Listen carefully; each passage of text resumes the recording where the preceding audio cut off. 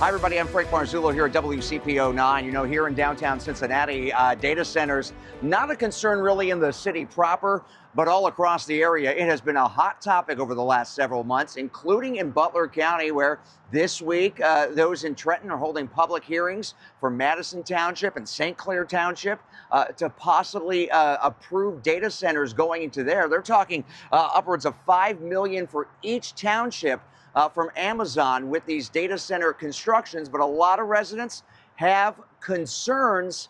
You know, I've talked to the experts, and what's so attractive about Ohio, making Ohio the fastest growing data center state in the country, is the fact that we have a lot of farmland and we have a close proximity to major populations. But a lot of these data centers, they say that they're going to bring jobs. Is that true? Well, I went to the experts, economics professor there at NKU, and we discussed the fact that, yeah, jobs come, but do they stay?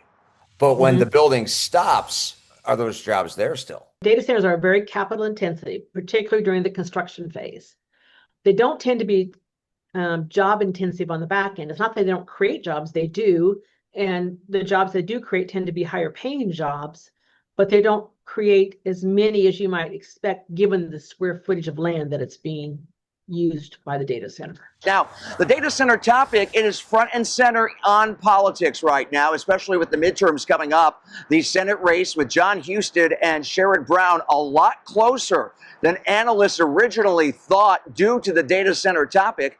And here in Ohio's 1st Congressional District, the newly redrawn district, I talked with incumbent Greg Landsman and the challenger CIA agent, former CIA officer, and Air Force veteran Eric Conroy, and they both have differing views on data centers.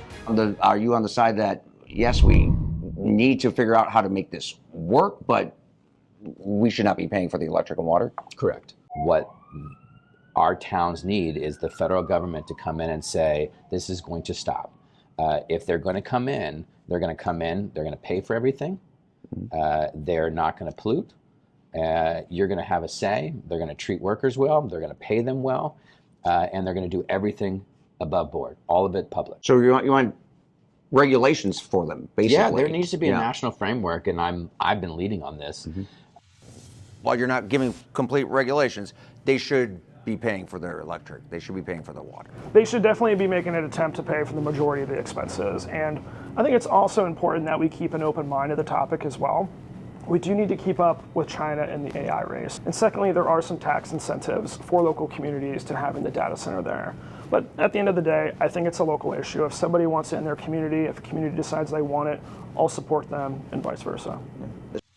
Well, this topic is not going away, and we'll continue to listen to you. In fact, it's been the topic of conversation at many of our Let's Talk events all across the tri-state. In fact, we've got another one coming up September 2nd up in Mason. I'm Frank Marzullo, WCPO 9 News.